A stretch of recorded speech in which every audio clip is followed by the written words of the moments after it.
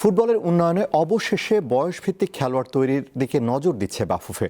এজন্য প্রতি মাসে একাডেমি ফুটবলারদের নিয়ে ফেস্টিভ্যাল আয়োজনের পরিকল্পনা নেওয়া হয়েছে। সেই সাথে আগামী এপ্রিলে খুদে ফুটবলারদের নিয়ে হবে আলাদা টুর্নামেন্ট।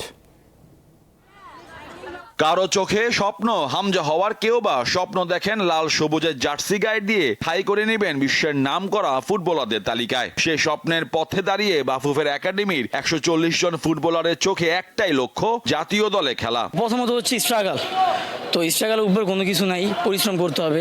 আমাদের একাডেমিতে মনে করি বিল্ড আপ ফুটবলটা যদি আরও বেশি খেলা যায়, দেন আমরা এটাতে আরও ভালো করব। ওর তো কঠিনই, 14, 15, 16, 17, তারপর এরপরে ন্যাশনাল।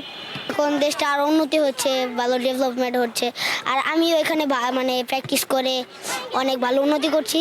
শুধু ঢাকা কেন্দ্রিক ফুটবলারদের প্রায় 3 বছর ধরে পরিচর্যা করছে বাফুফে। ক্যাম্পে অংশ নেওয়া প্রত্যেক ফুটবলারকে 3000 টাকা আর্থিক প্রণোদনাও দিচ্ছে বাফুফে। ঢাকার বাইরেও এই কার্যক্রম শুরুর পরিকল্পনার কথা জানান ফেডারেশনের কর্তারা। কোচিং প্রশিক্ষণের ওয়ার্ক প্ল্যান আমরা অলরেডি রেডি করেছি এবং এই অনুযায়ী আপনারা দেখবেন আগামী 2-1 মাসের ভেতরেই এই কোচিং সেশনগুলো আমাদের শুরু হয়ে যাবে।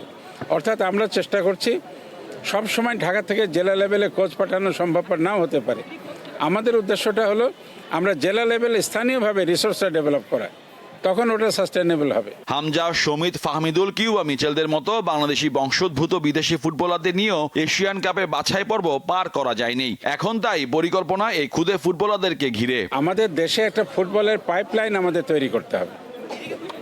এই 8-10 বছরের বাচ্চাদেরকে নিয়ে শুরু করে বিভিন্ন বয়স ভিত্তিক আমরা যদি তাদেরকে ট্রেন আপ করতে পারি, প্রশিক্ষণ দিয়ে গড়ে তুলতে পারি, পার্সোনালি বা আমি বলতে পারি, আমি সমূহ সম্ভাবনা দেখছি আগামী কয়েক বছরের ভেতরেই আমরা সাব চ্যাম্পিয়নশিপও পাবো ইনশাল্লাহ, এবং এএফসি কোয়ালিফাই ইনশাল্লাহ করতে পারবো। মার্চে মালদ্বীপে শুরু হবে সাফ অনূর্ধ্ব 20 চ্যাম্পিয়নশিপ। ফেব্রুয়ারিতে শুরু হতে যাওয়া ক্যাম্পে এখান থেকেই বাছাই করা ফুটবলারদের সুযোগ দেওয়ার পরিকল্পনার কথা জানান তিনি।